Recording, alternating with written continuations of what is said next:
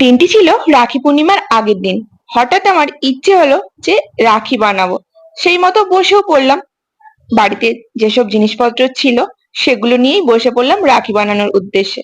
যেহেতু আগে থেকে কোনো প্ল্যান ছিল না, তো সেভাবে কোনো জিনিসও কেনা হয়নি। তো এখানে আমার কাছে লাল রঙের উল ছিল, সেটা নিয়েই আমি বসে পড়লাম। তো মাথায় তো নানা রকমের ভাবনা চিন্তা চলছে।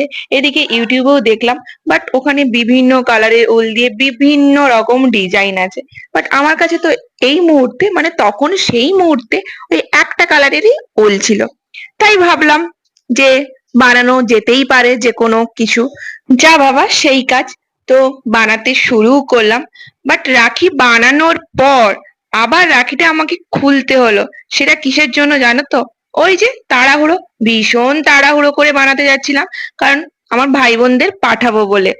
যেহেতু ওরা বাইরে চলে যাবে, ওদের দিয়ে দেবো, ওরা রাখির দিন পরে নেবে। আমার ভাই তো বাড়িতেই আছে, ওকে তো রাখির দিন পরাবো রাখি। বাট ওই যে তাড়াহুড়ো করতে গেলে কোনো কাজই ভালো হয় না। সেটাই হচ্ছে সব সময় আমি বারে বারে প্রমাণ পাই।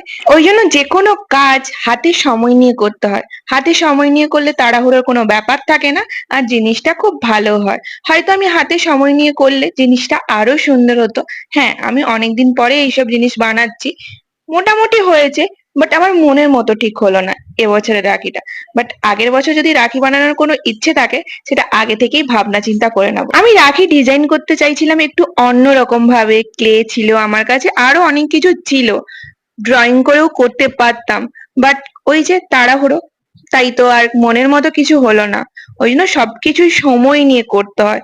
দেখো, আমার তো আগে থেকে কোনো ভাবনা চিন্তা ছিল না যে আমি রাখি বানাবো, রাখি নিজের হাতে বানিয়ে ভাই বোনদের হাতে রাখি বাঁধবো। হঠাৎ ইচ্ছে হলো, হঠাৎ বানাতে বসে গেলাম।